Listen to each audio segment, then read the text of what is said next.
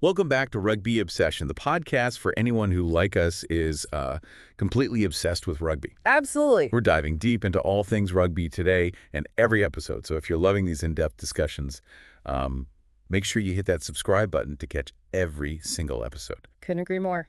Today, we're tackling the Warren Gatland situation. Yeah. His departure from Wolves Babe news. as head coach after, a really, really tough Six Nations. Yeah, it's been a rough one for them. It has. And it culminated in that loss against Italy. Yeah, that one was tough to watch. Now, obviously nobody likes to lose, but Gatland's exit wasn't just about the scoreboard. It was something a bit more than that. It felt like there was something else going on there, right? Exactly. And his post-match interview with the Telegraph, he didn't hold back. Yeah. He revealed some real frustration and almost like a sense of betrayal. Yeah, and it's interesting because his comments weren't just about the usual pressures of the job.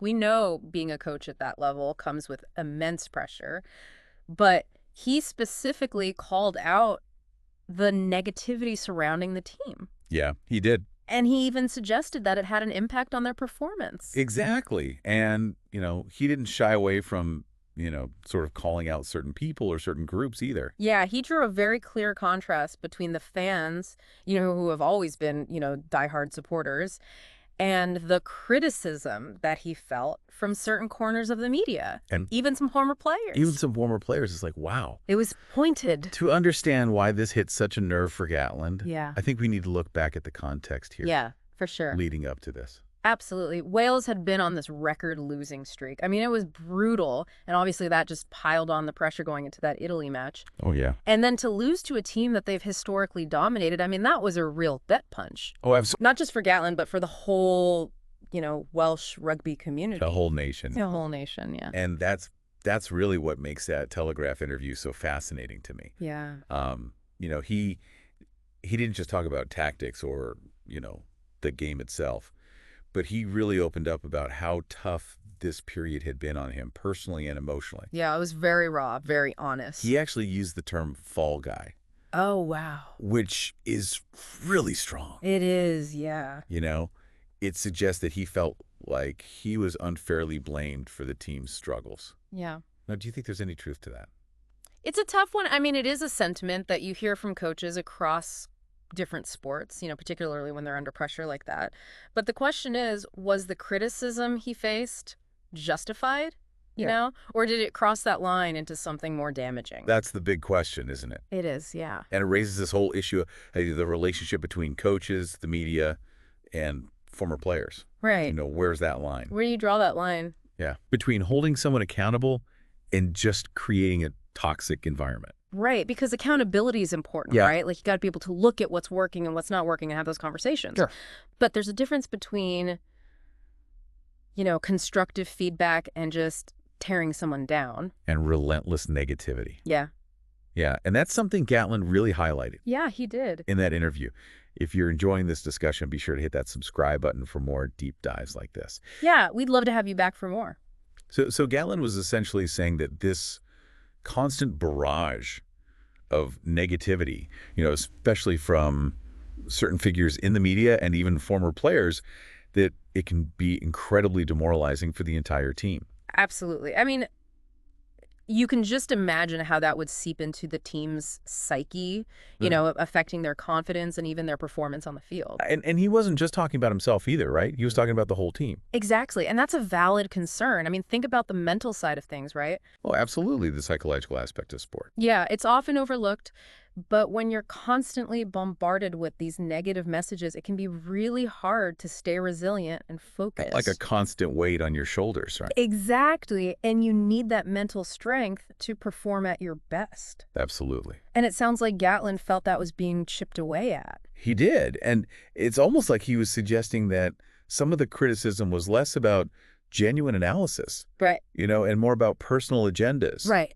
Or even a desire to tear down rather than build up. Yeah, that's a strong accusation. It is. But it does make you wonder about the motivations behind certain types of sports commentary. Are we always getting objective analysis? Good question. Or are there other factors at play? That's what we're going to discuss in our next part. Yeah, buckle up. This is going to be good. We're going deeper. Into the rugby world. Into rugby obsession. Stay tuned. It really is. And in this day and age with social media, I mean, it's crazy. Oh, tell me about it. Opinions and these like hot takes, they just spread like wildfire. Usually, yeah. It's so easy to just get caught up in the negativity, and lose sight of the bigger picture. Absolutely. And speaking of the bigger picture, with Gatland stepping down, it begs the question, what now for Welsh rugby? Yeah. I mean, that's the million-dollar question, isn't it? It is. Gatland's time, despite these recent struggles, it was undeniably successful. Oh, yeah. He brought that winning mentality to the team, Particularly. He revitalized their style of play. Totally. And he achieved some incredible results, multiple Six Nations titles, a World Cup semifinal appearance. I mean, Exactly. And those Six Nations titles, I mean, they weren't just flukes. no. He instilled this tactical discipline, especially on defense. Yeah, their defense was rock solid. Oh, it was incredible. And it allowed them to really, punch above their weight against teams like England and France. Yeah, he wasn't afraid to make those tough decisions, bring in young talent and build a team culture that was both resilient and ambitious. Yeah. He had a vision. He did. And his legacy, I think, in terms of the structures and the standards he put in place, that's going to be felt for years to come. Absolutely. So the new coach, whoever that may be, has some big shoes to fill. Oh, yeah, no doubt about it. But it's also a really exciting opportunity for someone to come in and, make their mark on Welsh rugby. For sure. For sure. So what do you think? What are the biggest challenges and opportunities facing the next head coach? Well, I think first and foremost, they've got to address the recent dip in form. I mean, Wales clearly haven't been playing to their potential, and that needs to change if they want to compete at the top level. For sure. But it's not just about winning games. Right. It's about building a team. Exactly. It's about building a team that can consistently perform at a high level, adapt to different opponents, different playing styles, and ultimately challenge for trophies. Yeah. Get back to that winning mentality. Exactly. Easier said than done, though, right? Oh, yeah, for sure. But there is a lot of talent in that Welsh squad, I think. Yeah. There is. And with the right guidance, the right leadership, they can definitely get back to winning ways. Absolutely. And I think another challenge is going to be navigating that relationship with the media and former players that we talked about. Oh, yeah, that's a big one. Finding that balance between accountability and support. You need both, right? You need both. You can't have one without the other. And especially in a rugby nation as passionate as Wales. Oh, yeah, the fans are diehard. They are. They live and breathe rugby. So the new coach is going to have to be thick-skinned. Oh, yeah. Able to handle the criticism, but also, savvy enough to build those positive relationships and create a united front. It's a tough gig. It is a tough gig. But it's also a chance to lead one of the most storied teams in rugby history.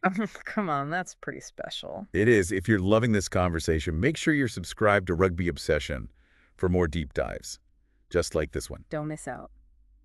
Now, while we're all, thinking about the next head coach, I think it's important to acknowledge the fans. Oh, yeah, absolutely. Gatland, even with his criticisms of certain groups, he was full of praise for the Welsh supporters. Yeah, he was, and rightfully so. And he's right. They have been incredibly loyal through thick and thin. Oh, yeah, they've stuck with the team through it all. And that kind of unwavering support, I mean, that could be a huge boost for the players. Especially when things aren't going well. Absolutely. It's like that extra man on the field. Yeah, it speaks to that special connection between the Welsh team and its fans, It does. It goes beyond just winning and losing. It's about shared passion. Mm. Pride, a sense of identity. A sense of community, for sure. Exactly. And that's something that no amount of negativity can take away. That's the heart of Welsh rugby right there. It is. It's what makes Welsh rugby so special. Yeah. It really does feel like Welsh rugby is at a bit of a crossroads right now. Yeah. Gatland's departure, it's the end of an era. Yeah, for sure. And there's this sense of anticipation, but also uncertainty about what's next.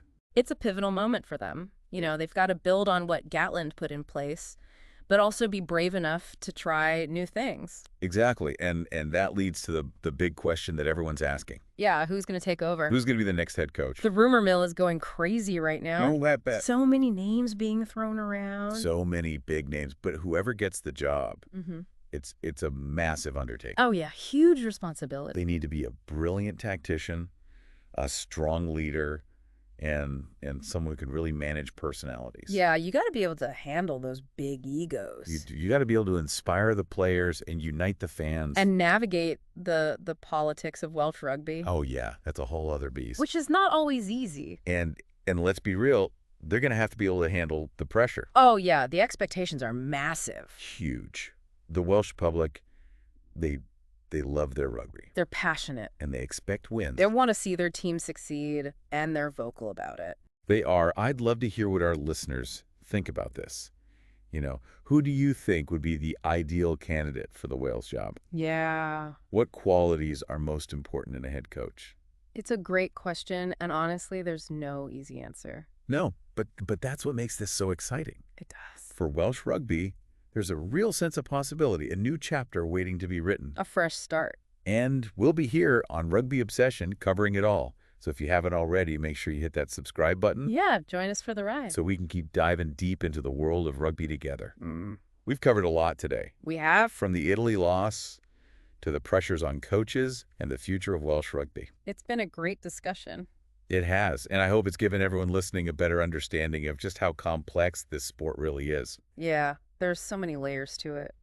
As we wrap up this episode, I'm left wondering, will the next chapter for Welsh rugby be a comeback story? That's the question, isn't it? Will they rise again, or will they struggle to find their way without Gatland at the helm? Only time will tell. I guess we'll all be watching to see what happens. It'll be interesting for sure. And one thing's for certain, it's going to be a fascinating journey. Absolutely. Thanks for joining us on this Rugby Obsession Deep Dive. We always appreciate you being here. And we'll look forward to you joining us again for our next episode, where we'll tackle another hot topic from the world of rugby. Until then, keep that passion for the game alive. See you next time.